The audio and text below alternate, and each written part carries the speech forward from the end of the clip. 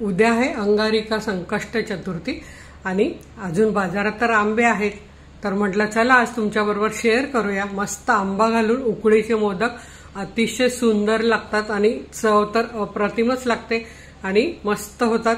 तर तुम्ही सुद्धा हे नक्की करून बघा। तर नमस्कार, मी अनिता केदार रेसिपीज मराठीमध्ये तुमचं मनापासून स्वागत आहे।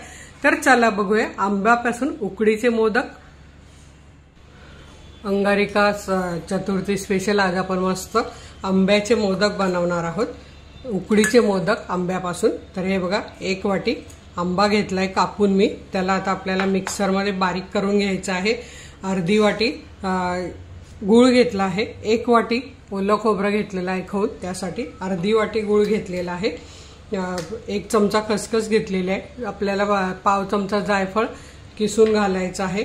8 ते 10 काजू आणि 8 ते 10 बदाम घेतलेले आहेत, याची आपल्याला पावडर बनवून घ्यायची सारणासाठी।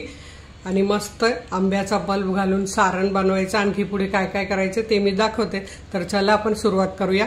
आणि वरच्या कव्हरसाठी इथे आपण 1 वाटी तांदळाचं पीठ घेतलेलं आहे, अर्धी वाटी दूध घेतलेलं आहे आणि अर्धी वाटीला थोडं पाणी कमी घेतलेलं आहे, कारण याचं मी पुढे तुम्हाला व्हिडिओमध्ये सांगते। तर आधी मी सर्वात आंबा बारीक करून घेते आणि काजू बदाम बारीक करून घेते।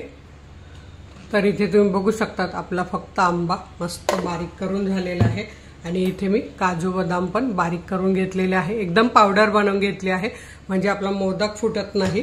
तर चला आता आपण आधी काय करूया, वरचं कव्हर बनवून घेऊया, म्हणजे मोदकाची उकड बनवून घेऊया। आता उकडसाठी मी यातला अर्धा आमरस काढून घेतलेला आहे आणि अर्धा आपल्याला सारणासाठी लागणार आहे। तर आता इथे मी उकड बनवण्यासाठी पॅन तापत ठेवलाय, त्यात हे अर्धी वाटी दूध घालून घेते, म्हणजे मोदकाची पारी छान मऊ होते। आणि अर्धी वाटी पाणी घालून घेते, 1 चमचाभर तूप घालून घेऊया, साजूक तूप, आणि यात चिमूटभर मीठ घालून घेऊया। आता हे बघा, आपल्या पाण्याला आणि दुधाला उकळी आलेली आहे। आपल्याला काय करायचं आहे, हे तांदळाचं पीठ घालून घ्यायचं आहे यात आणि छान मिक्स करून घ्यायचं आहे। गॅस मीडियम ठेवायचा आहे। आता इथे तुम्ही बघू शकतात आपलं पीठ छान मिक्स झालेलं आहे, बारीक गॅस केला आहे मी आता। आणि आता आपल्याला झाकण ठेवून हे 2 मिनिटं वाफवून घ्यायचं आहे। 2 मिनिटं झालेले, आपण झाकण काढूया आणि आता आपल्याला यात घालायचं आहे आमरस आणि छान एकजीव करून घ्यायचं आहे।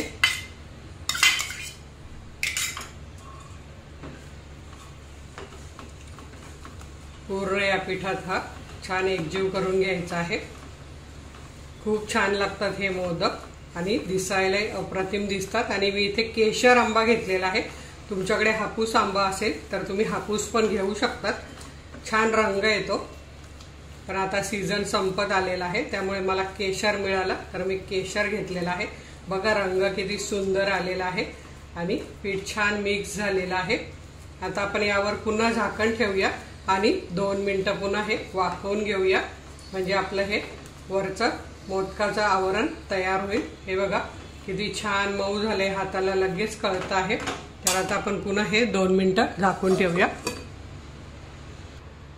2 मिनिटं झालेले, तर आपण बघूया।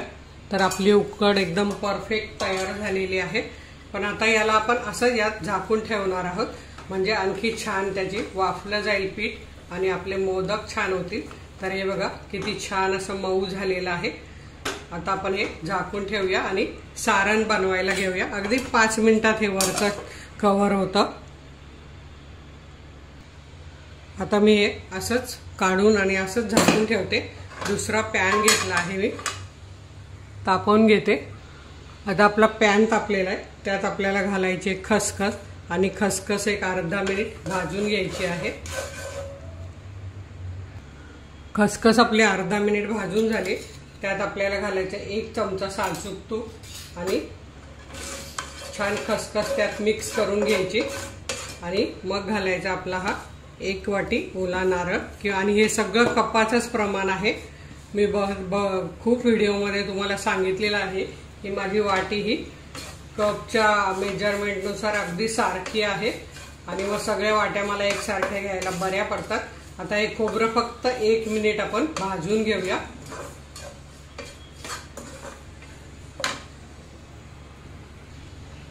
आता यात पण आपण घालूया 1 मिनिटानंतर अगदी हे बघा चिमूटभर मीठ, म्हणजे सारणाची चव अजून वाढते। आता 1 मिनिट खोबरं भाजल्यावर यात आपल्याला घालायचं आहे गूळ। अर्धी वाटी गूळ घेतलाय। आंबा छान गोड आहे। जर तुमचा आंबा थोडा आंबट असेल तर गूळ थोडा जास्त घाला, पण आंबे गोड असतातच बऱ्यापैकी छान। आता हे मिक्स करून घेऊया आपण आणि गूळ विरघळायची वाट बघूया।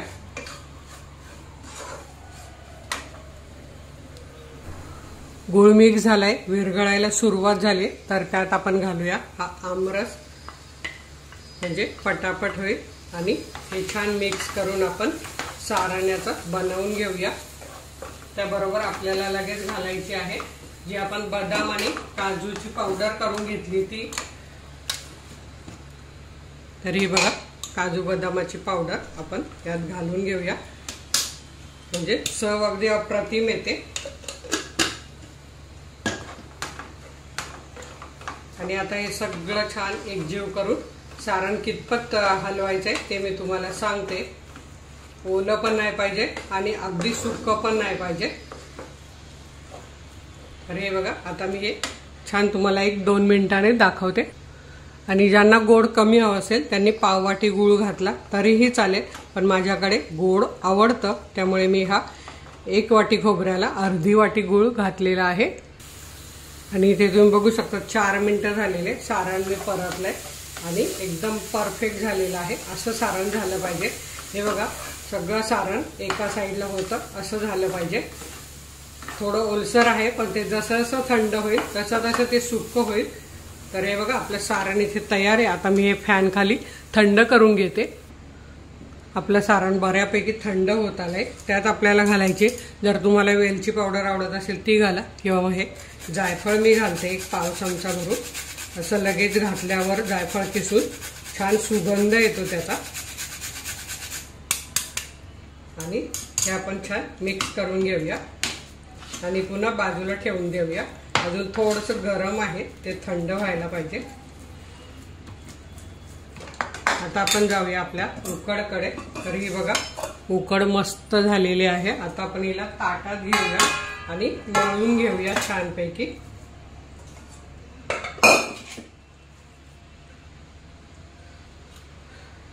तेलाचा हात लावायचा, सॉरी तुपाचा, आणि ही छान अशी मळून घ्यायची। बघा अजून गरम आहे। तर इथे मी पीठ बघा 4 ते 5 मिनिटं असं छान मळून घेतलेलं आहे आणि त्यामुळे पीठ असं मस्त हे बघा मऊ झालेलं आहे। तर असं मळून घ्यायचं। हे मळलं की आपले मोदक छान होतात। तर आता मी आधी तुम्हाला साच्याचे मोदक दाखवते। साच्याचे कसे पटापट होतात। तर हे बघा इथे मी साचा घेतला आहे, त्याला असं तूप लावून घ्यायचं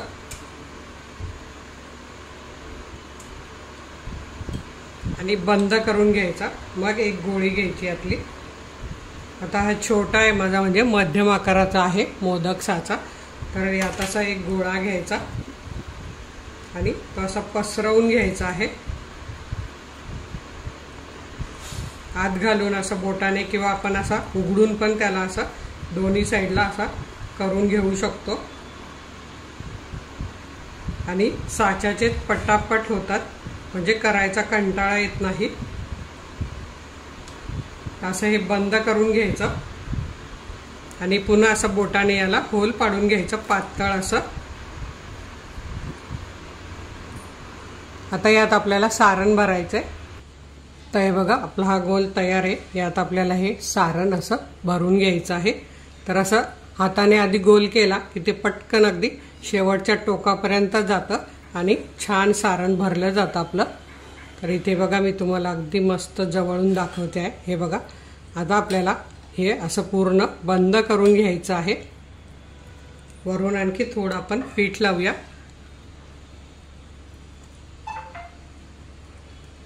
आणि हे बघा इथे आपला मस्त मोदक तयार झालेला आहे। आता हे वरती साईड आलेलं पीठ असं साईडला आलेलं काढून घ्यायचं आहे।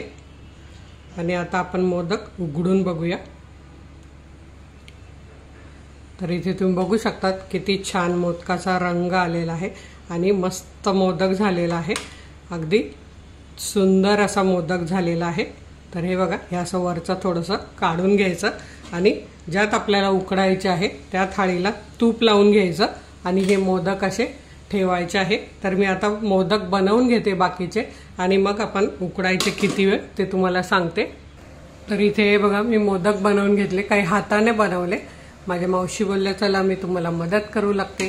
थोडी लाईट पण गेली त्यामुळे मग आम्ही दोघींनी बनवले। 11 मोदक मी बनवून घेतले कारण उद्या परत बनवायचेच आहे।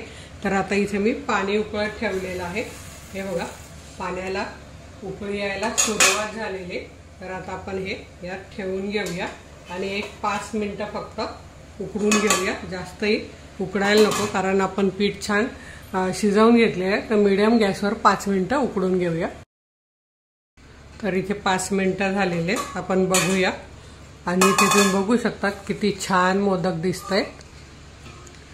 छान असे उकडले गेलेत। हे बघा, हात लावल्यावर हाताला जरा पण पीठ वगैरे चिकटत नाही, एकदम छान उकडले गेले आहेत। तर तुम्ही सुद्धा आपल्या लाडक्या गणपती बाप्पाला हे मोदक नक्की उद्या करून बघा। व्हिडिओला लाईक करा आणि जरी उद्या तुम्हाला करायला मिळाले नाही तरी तुम्ही पुन्हा आंब्याचा सीझन आल्यावर करू शकतात।